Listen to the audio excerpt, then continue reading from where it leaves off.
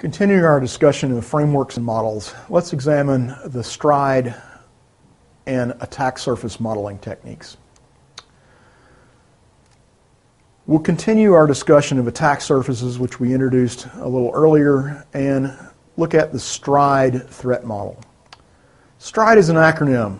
It stands for spoofing, tampering, repudiation, information disclosure, denial of service, and escalation of privilege. Consideration of STRIDE helps us understand how the attacker will come after us, our data, and our application. Spoofing means assuming the identity of the client, the user, or a system, falsifying who you are. Tampering means modifying data, contrary to our goal of integrity. Repudiation means refuting a legitimate transaction or denying that you took an action. Information disclosure, simple, leakage of information. Denial of service goes against our goal of availability, making the system unavailable or unuseful to authorized users. An elevation of privilege involves elevating privilege above that which the user is authorized, violating that principle of least privilege. Countermeasures that we can impose for the STRIDE threats. For spoofing, we normally counter by requiring the user to authenticate, to identify themselves, and to prove their identity with something they know or something they have.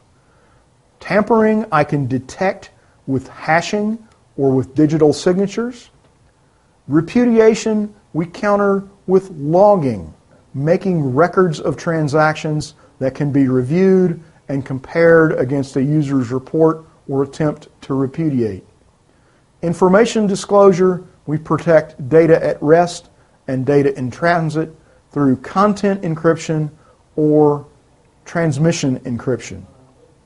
Denial of service is the most difficult thing to defend against availability. All you can really do is plan defense in depth and hope the attacker doesn't defeat your defenses. For elevation of privilege, we require the user to authenticate, and then we control their access based on that authentication. We authorize them based on the principle of least privilege and control their access. The attack surface, as we described previously, considering something simple like a basketball, is a method to analyze where the attacker will come after us. So not the how that the threat model gives us, but the where, exactly what they will attack. And we want to analyze our attack surface in the design phase of our SDLC and minimize it to reduce the attack points that the attacker has access to.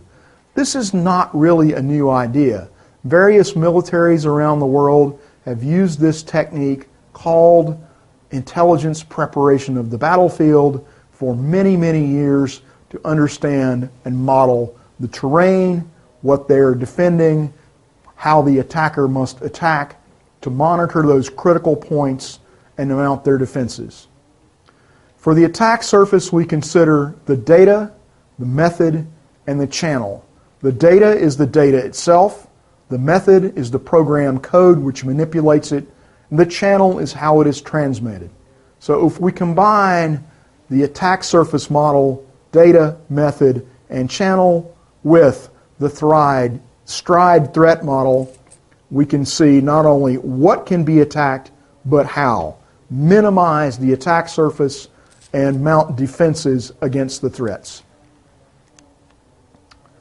The mobile attack surface creates or really exposes some new and different challenges. My data now is mobile and accessible. If it's stored on removable memory like an SD card, it must be explicitly protected. The method is now exposed. The application code is running on the handheld, perhaps in the hands of the attacker. The application programmer interface is thus explicitly documented, And the channel now traverses over wireless media. Remember, if you can hear my voice, you're in radio range and you can access the media. So the channel provides additional challenges. It's not just HTTP. We also have to consider SMS and MMS, near-field communications, Bluetooth, Bluetooth Low Energy, GPS, and possibly others that might come along in the future. This is extremely difficult to test comprehensively. Thank you.